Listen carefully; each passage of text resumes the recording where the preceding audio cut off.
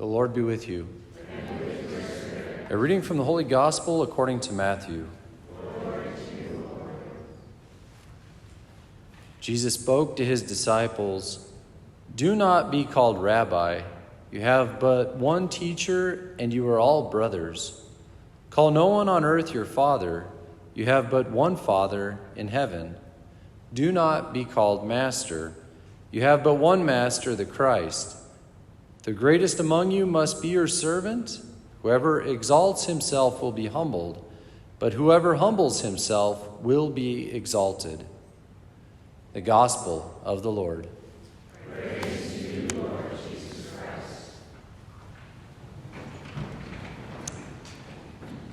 There's so much we could say about St. Augustine, whose feast day we celebrate today. He's arguably the greatest theologian in Christendom.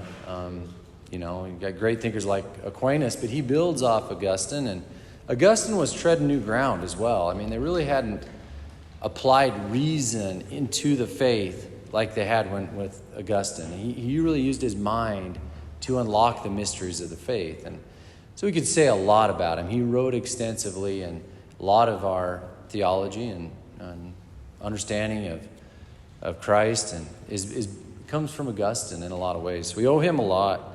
One thing I think you could say, and rightfully does our gospel, that with Augustine, whoever humbles himself will be exalted. And you might not think of humility with Augustine right off the bat, because we think of him so much, and he wrote so extensively, and he preached so extensively, things like that. But yet I think you could say he was humble. And what is, humble? You could say so much about humility, but I'd say at its essence, it's finding yourself in right relationship with God, and not just in a state of grace, but understanding my identity in relationship with God. So the first Augustine, or the first letter from St. John is all about God is love. Let us love one another.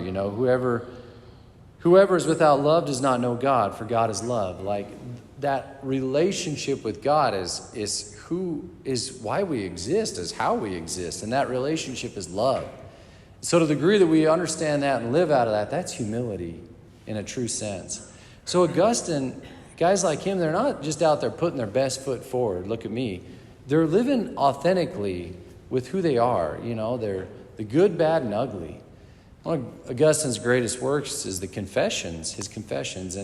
And if you read that, he talks about his early days, and they weren't necessarily pretty per se, but they were real. And it's what led him to Christ, and it's what led him to have that authentic humility, that God, who is love and is merciful, like, it's in that I've encountered him, and I find my identity. So we could say he is humble.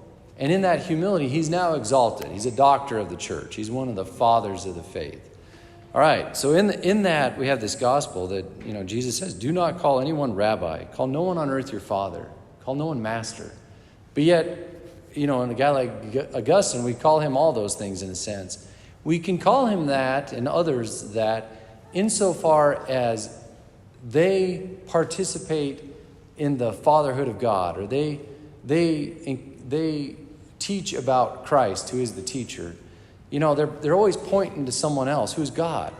The problem, and where humility leaves the stage, is when the buck stops here. When, I'm the teacher, I'm the father. No, we are teachers and fathers in so much as we participate in the fatherhood of God and the teaching office of the Lord, right? That our teaching points to that.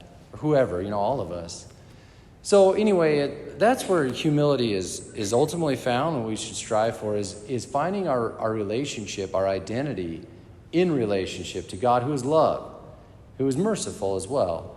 And so that who we are does not come from ourselves. It comes from our relationship with God. And so that whoever sees us, hopefully sees God, right? And that led to the fatherhood of God, led to the teaching office of Christ, who's the true rabbi. So Augustine points us to that, as do so many of the saints and doctors of the church. That's why we hold them in high regard. that they can be examples for us to follow. So may today we follow the humility, the example of Augustine, who humbled himself, and in due time, God has exalted him.